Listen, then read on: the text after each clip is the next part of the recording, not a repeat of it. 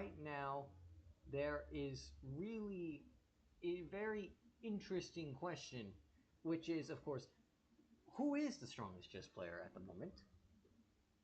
Well, taking a look at the standings and the rating, you would assume, of course, that it is Magnus Carlsen, who now has been the world number one for just about 15 years. However, recently, Magnus Carlsen has played in 2 classical events, in which one of them had just 3 top players in it.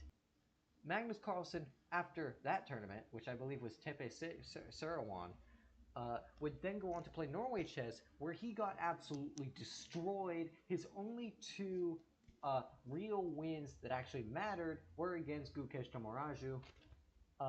The only player who he did not lose to was, of course, Gukesh Tomaraju. Everyone else kicked his sorry butt. Gukesh, of course, as we know, is not even close to being the best player in the world. When you fall below Nihal Sarin on the standings, Nihal Sarin, the slowest developed of the 4 Indian superstars of Gukesh, Nihal, Arjun, and Prague, Nihal is now above world champion Gukesh on the top ratings list. Gukesh has been free-falling for the last 2 years. It is not Hikaru Nakamura. His abysmal performance in the candidates. He ended up finishing 5th place. 5th place out of 8 people. 5th place out of 8 people. Well, his performance rating was 2712, a full 100 points below his actual rating.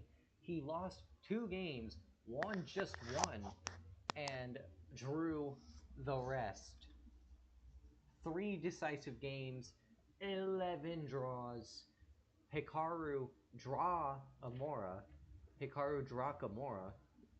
Somehow Wei Yi actually pulled his ship upright after an abysmal start, losing to Fabiano Caruana in just 16 moves and not getting his first win until round 7 against Andrei Esipenko. As a matter of fact, his only wins were against Andrei Esipenko. He held his own against the entire competition after round 6, even drawing Sindarov, though Sindarov at that point was just securing the win. You could argue that the strongest player right now is actually Javalkir Sindarov. Javalkir Sindarov could be actually the world number 1, even though he's sitting at the number 4 spot.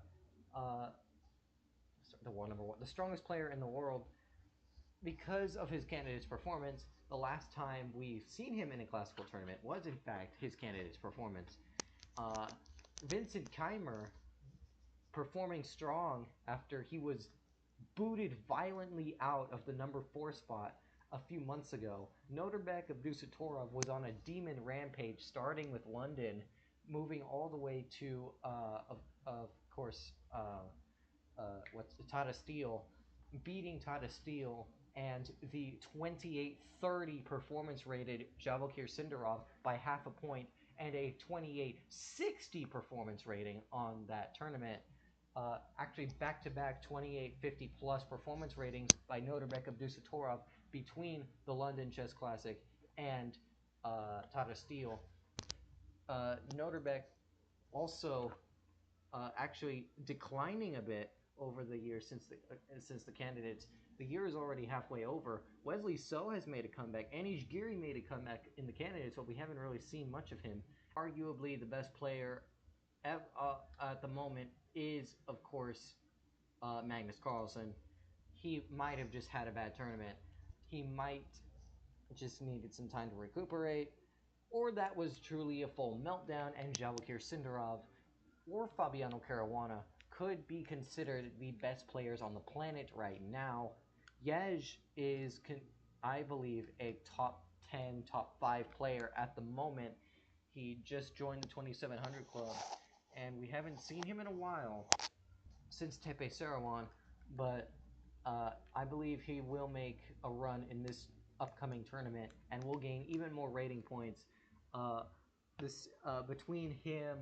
Between him and the number 20 spot, Richard Rapport, is just a measly gap of 15 rating points. which if you're a rising star, rising as fast as Yaj is, that really means absolutely nothing.